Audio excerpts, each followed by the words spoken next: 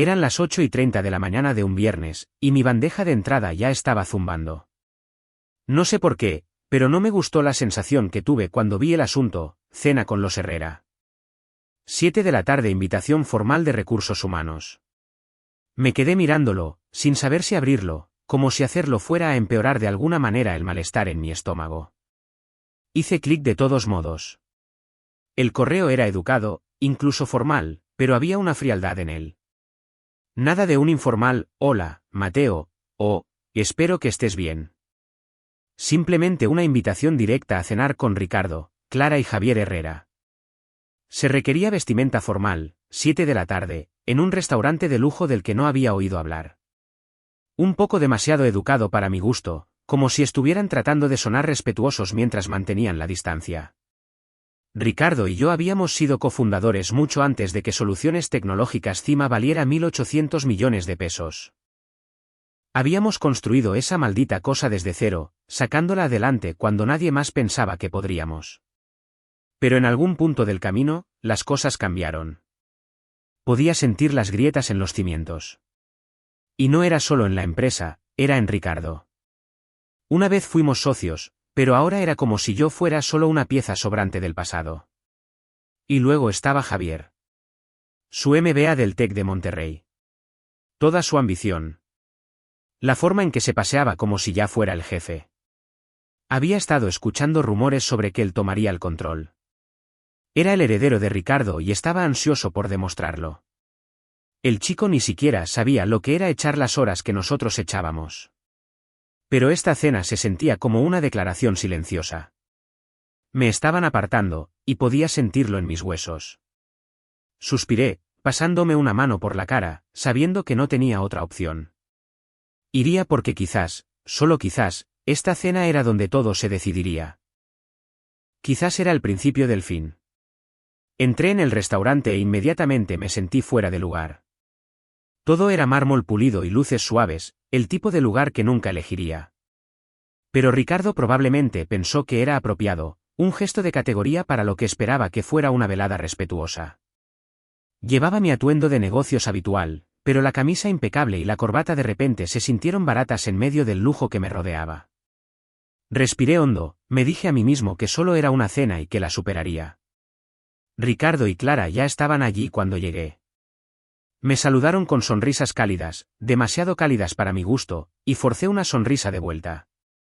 Luego llegó Javier, con un aspecto como si acabara de salir de una revista de negocios, demasiado pulcro y demasiado seguro de sí mismo. Me ofreció un apretón de manos que se sintió más como una demostración de poder que cualquier otra cosa. «Qué bueno verte, Mateo», dijo, pero había un matiz en su voz, algo que no podía identificar del todo. Nos sentamos, y la conversación comenzó de forma bastante inofensiva. Ricardo rememorando los primeros días de la empresa, sobre lo importante que fui para construirla desde cero. Me llamó fundamental, crucial. Ya había oído todo eso antes. Sabía lo que venía.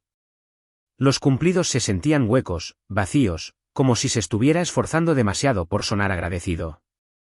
Entonces Javier intervino, cortando el flujo de la conversación. Así que, Mateo, ¿cómo era dirigir las cosas por aquí? Debía de haber un ambiente totalmente diferente cuando tú estabas al mando. Su tono era suave, pero la condescendencia era imposible de ignorar, como si ya no me viera como un socio, solo como una vieja reliquia que había dejado de ser útil. Pude sentir cómo se tensaba mi mandíbula. No dije nada, solo asentí y tomé un sorbo de mi vino, dejando que me quemara la garganta. El camarero llegó con el plato principal. Filete, perfectamente al punto, con guarniciones elegantes amontonadas. Pero no tenía hambre. La conversación ya había cambiado de rumbo, y la comida parecía irrelevante. Ricardo estaba hablando ahora, su voz adoptando un tono más serio. Bueno, Mateo, hemos estado pensando en la visión a largo plazo para Cima. Ya sabes, hacia dónde vamos a partir de ahora. Hizo una pausa y luego soltó un término que me revolvió el estómago. Liderazgo fresco, nuevas perspectivas. Sabía exactamente a dónde iba a parar esto. Javier iba a asumir más responsabilidades. Ya se estaba posicionando como el futuro, como si la empresa fuera una especie de herencia. Ricardo me lanzó una mirada como si intentara suavizar el golpe. Javier tiene mucho potencial, Mateo. Estamos buscando una transición suave. Una transición. Esa era la palabra que había estado esperando. Ese era el momento que sabía que llegaría tarde o temprano. Pero oírla en el aire, suspendida entre nosotros, aún así me golpeó como un puñetazo en el estómago. Mantuve mi rostro neutral, pero por dentro estaba hirviendo. La palabra, salida, estaba justo al borde de sus labios. Todo estaba llegando a un punto crítico. Me querían fuera, y pensaban que simplemente lo aceptaría. Javier se inclinó hacia adelante, sus ojos brillando con esa misma arrogancia que llevaba como una insignia. Has sido parte de la vieja guardia durante mucho tiempo, Mateo, dijo, su voz casi una burla. Pero es hora de que alguien más joven tome las riendas. Alguien que entienda cómo funciona el mundo ahora. Permanecí en silencio, pero la sangre me zumbaba en los oídos. La forma en que lo dijo, como si ya no perteneciera, como si ya fuera obsoleto. Era como ser borrado de la historia que yo había ayudado a crear. Debería haber dicho algo, debería haber discutido, pero me quedé sentado sintiendo como cada gramo de respeto que alguna vez tuve por Ricardo se desvanecía. Y entonces Ricardo soltó la bomba. Te ofrecemos una salida generosa, Mateo. Será suave. Puedes hacer la transición con dignidad. Sus palabras fueron suaves, pero golpearon con fuerza. No se trataba de liderazgo. Se trataba de eliminarme. Javier, engreído como siempre, soltó una risa silenciosa. Eres un gran tipo, Mateo, pero está claro. Esto es el pasado ahora. Nosotros avanzamos. El pasado. Yo era el pasado. Y de repente, no era solo una cena incómoda. Era un plan que se desarrollaba frente a mí. Un plan del que ya no formaba parte. El peso de todo me aplastó. Pero no dejé que se notara. Me recliné, tratando de mantener la voz firme para evitar que la ira se desbordara. Había pasado años construyendo esta empresa, partiéndome el lomo. Y así era como me veían ahora, el pasado. Aún no había terminado. Ni de lejos. Entré en la oficina el lunes por la mañana como si nada hubiera pasado. El mismo café en la mano, el mismo pitido de la tarjeta de acceso en la puerta, los mismos asentimientos de cabeza tensos de las pocas personas que aún me miraban a los ojos. Pero lo sentí. El cambio. No era ruidoso. No era obvio, pero estaba ahí. Las reuniones en las que solía participar fueron canceladas, reprogramadas o movidas sin previo aviso. Mi calendario de repente estaba limpio, demasiado limpio, como si fuera un invitado en mi propia casa. En la sala de descanso, pasé junto a dos ejecutivos subalternos que susurraban cerca de la nevera. Uno de ellos dijo, Javier ya está formando su equipo. Tiene esa mentalidad de la capital. Mucho más agresivo. Cuando se dieron cuenta de mi presencia, se quedaron helados como si los hubieran pillado hablando de un profesor. No dije ni una palabra, solo me serví el café y salí. De vuelta en mi escritorio, me quedé mirando el monitor. Los correos seguían llegando como de costumbre, como si la máquina todavía fingiera que todo estaba bien. Pero la cadena había cambiado. Yo ya no estaba en ella. Las llamadas que antes me llegaban a mí iban directamente a Javier. Los proveedores con los que había trabajado durante años de repente incluían en copia al nuevo liderazgo.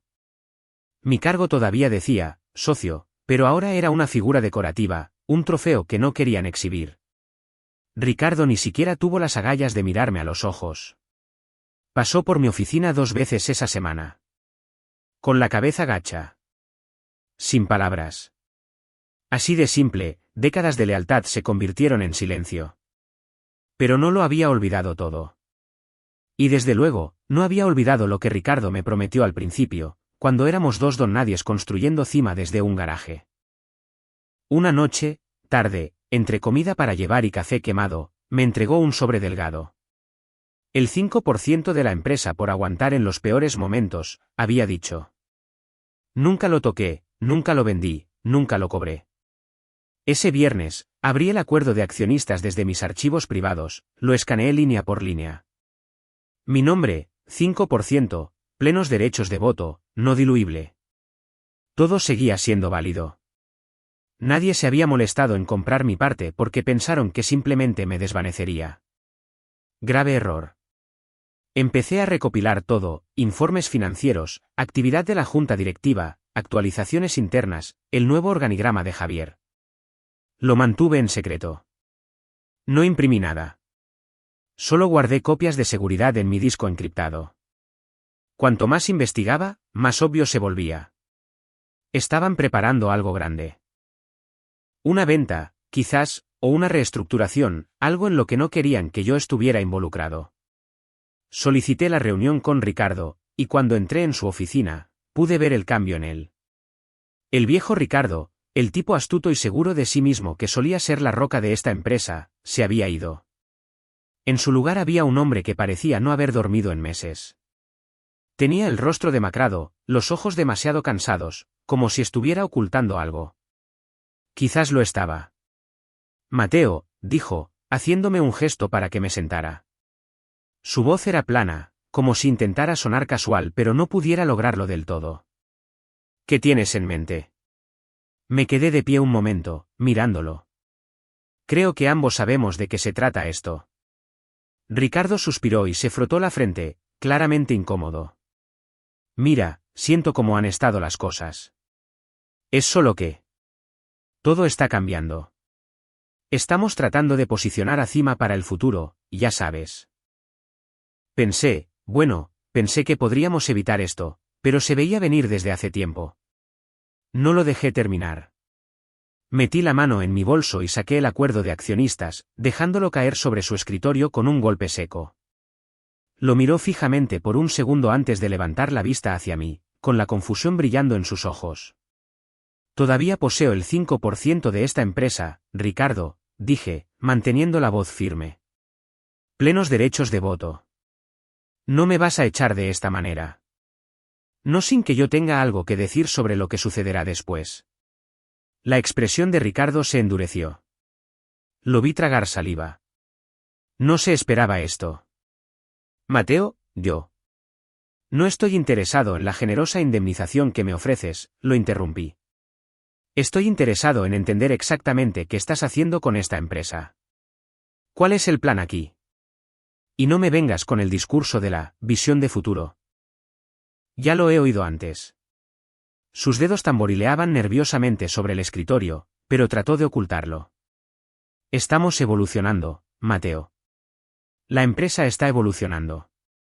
Necesitamos una nueva perspectiva para avanzar. Javier ha estado haciendo un gran trabajo con eso. Javier. Por supuesto. Ya lo sabía, pero oír a Ricardo decirlo como si fuera algo en lo que creía, me dieron ganas de golpear algo. En lugar de eso, me incliné hacia adelante, dejando que el silencio se asentara entre nosotros. Estás preparando una venta, ¿verdad?, dije, mi voz baja pero afilada. De eso se trata todo esto, ¿no? Los despidos, los cambios. Estás despejando el camino para cobrar. Los ojos de Ricardo parpadearon por una fracción de segundo, luego se puso rígido. No es así, Mateo. No es personal. Son negocios. La empresa necesita adaptarse al mercado. Javier es el hombre adecuado para el trabajo. El hombre adecuado, repetí, sin molestarme en ocultar la amargura. Llevas meses preparándolo, ¿no es así? Todo esto ha sido planeado. Ni siquiera tuviste la decencia de decírmelo. Ricardo exhaló lentamente, sus hombros hundiéndose. Ya sabes cómo es. Tenía que pensar en la estabilidad a largo plazo de Cima. Javier es el futuro. Ya ha estado trabajando estrechamente con el equipo directivo para tomar el relevo. La tensión en la habitación era ahora sofocante. Ya no se trataba solo de mí. Se trataba de todo lo que había construido, de todo por lo que había trabajado, y de verlo escurrirse entre mis dedos. Así que eso es todo, entonces, pregunté, con voz tranquila. ¿Javier toma el control y se supone que yo simplemente desaparezca? El rostro de Ricardo se endureció. No respondió de inmediato, como si buscara algo que decir que no sonara a mentira. Pero al final, simplemente se encogió de hombros. No es personal, Mateo. Es lo mejor para la empresa. Quise gritar. En lugar de eso, solo asentí, manteniendo la calma. Ya veremos eso, dije, levantándome. Pero no creas que he terminado aquí. Todavía no. Ricardo no dijo nada más. Solo me observó mientras salía de su oficina, dejando ese maldito acuerdo de accionistas sobre su escritorio. Salí directamente de la oficina de Ricardo y llamé a Diego antes incluso de llegar a mi coche. Era una de las pocas personas en las que todavía confiaba. Viejo amigo, agudo como el demonio, y me había sacado de problemas legales más de una vez en los primeros días de Cima. Nos reunimos a la mañana siguiente en su oficina en el centro de la Ciudad de México. Sin apretones de manos, sin charlas triviales. Le entregué el acuerdo de accionistas y fui directo al grano. Lo hojeó y luego levantó la vista con una sonrisa de suficiencia. Tienes poder de negociación. 5%, plenos derechos de voto, y nunca modificaron tus términos durante ninguna de las rondas de financiación. ¿Sigues dentro? Me recliné en mi silla, dejando escapar un lento suspiro. Entonces, ¿puedo bloquear una venta? ¿Puedes complicarla?, dijo Diego. Especialmente si empiezas a hablar con la junta directiva. Ponlos nerviosos. Recuérdales quién ayudó a construir esta empresa. Eso era todo lo que necesitaba oír. Para el final de esa semana, me había puesto en contacto discretamente con 3 miembros de la junta. No de forma agresiva, solo lo suficiente para hacerles saber que todavía estaba aquí, todavía involucrado, y que tenía preguntas sobre la dirección que estaba tomando la empresa. Lo mantuve sutil, lo justo para sembrar la duda. Dejé que la incertidumbre hiciera el trabajo por mí. Entonces comenzaron las llamadas. Clientes de toda la vida, algunos proveedores, incluso un antiguo inversor. La mayoría eran educados, pero podía oír la preocupación en sus voces. ¿Es estable Cima? ¿Qué es eso de una reestructuración? ¿Sigue Ricardo al mando? No les di respuestas, solo más preguntas. Eso fue todo lo que se necesitó. Mientras tanto, Ricardo me ignoraba por completo. No respondía a mis correos. Las llamadas iban directamente al buzón de voz. Javier, por otro lado, se hacía notar cada vez más, impulsando nuevos contratos, reestructurando equipos, prometiendo soluciones innovadoras que sonaban a malas presentaciones de TED Talk. Me enteré a través de un cliente de que propuso recortar personal de apoyo para ahorrar dinero en una cuenta de 18 millones de pesos. Empecé a hacer mis propias llamadas, discretas. Me puse en contacto con algunas empresas rivales a las que había seguido la pista a lo largo de los años. Les conté lo que estaba pasando dentro de Cima. Nada específico, solo lo suficiente para despertar interés. Si Ricardo y Javier estaban presionando para una venta, entonces la junta necesitaba saber que la inestabilidad ya no era solo interna. Luego, de la nada, recibí una llamada de Sistemas Innovatec. El vicepresidente de estrategia, un tipo llamado Héctor, me preguntó si podíamos reunirnos para almorzar. Extraoficialmente, dijo, hemos estado observando a Cima durante meses, pero, sinceramente, estamos más interesados en ti. No dije que sí, pero tampoco colgué. El juego había cambiado. Ya no era solo un problema con el que tenían que lidiar. Me estaba convirtiendo en la solución que alguien más quería. Pero sabía que un paso en falso, una palabra equivocada, y todo esto podría explotarme en la cara. Tenía que jugar con inteligencia. Tenía que mantenerme un paso por delante. La sala de juntas estaba tensa cuando entré. El aire se sentía denso, pesado. Ricardo no estaba allí. Javier, sin embargo, estaba sentado a la cabecera de la mesa, con los hombros hacia atrás, tratando de parecer que no estaba sudando a través de su traje. No engañaba a nadie. Ya podía ver las grietas en su fachada. Me senté a la mesa frente a él. Los miembros de la junta revolvieron sus papeles, algunos mirándose entre sí como si no supieran qué vendría después. Una de ellas, una directora senior llamada Karina, se aclaró la garganta. Mateo, dijo, con voz vacilante, hemos escuchado muchas preocupaciones sobre la dirección que está tomando Cima. Sabemos que tienes algunas ideas. Javier se enderezó, de repente alerta, pero pude ver la tensión en sus ojos. No le gustaba esto. No le gustaba ser cuestionado. Pero no se trataba de él. No realmente. Ya no. Respiré hondo, manteniendo un tono de voz uniforme. Cima se construyó sobre la confianza. Sobre una visión que no consistía en ser el jugador más grande, sino el más inteligente, el más fiable. Pero en algún punto del camino, hemos perdido eso. Hemos dejado que las cosas se nos escapen de las manos. Miré a Javier, observando cómo se tensaba su mandíbula mientras hablaba. Pero no intentaba atacarlo. Esto no era personal. Eran negocios. Estamos perdiendo clientes. Personas que hemos tenido durante años están empezando a dudar de nosotros. No por el producto, sino porque las personas que dirigen la empresa no entienden los valores fundamentales que nos trajeron hasta aquí. Se están tomando decisiones precipitadamente sin pensar en el impacto a largo plazo. Hice una pausa, dejando que el peso de mis palabras se asentara. Y Javier, lamento decirlo, pero esto no recae sobre tus hombros como la próxima generación. Recae sobre tu inexperiencia y tu falta de consideración por lo que hacía diferente a Cima. Javier abrió la boca para hablar, pero levanté una mano. Déjame terminar. La sala estaba en silencio, pero podía sentir que todos escuchaban. La junta observaba a Javier, esperando ver qué diría. No habló, solo apretó los puños debajo de la mesa, con los nudillos blancos. La verdad es, continué, que Cima es más que un negocio. Es un legado, y en este momento se está gestionando mal. Estamos en una encrucijada, y si no hacemos esto bien, corremos el riesgo de perder todo lo que hemos construido.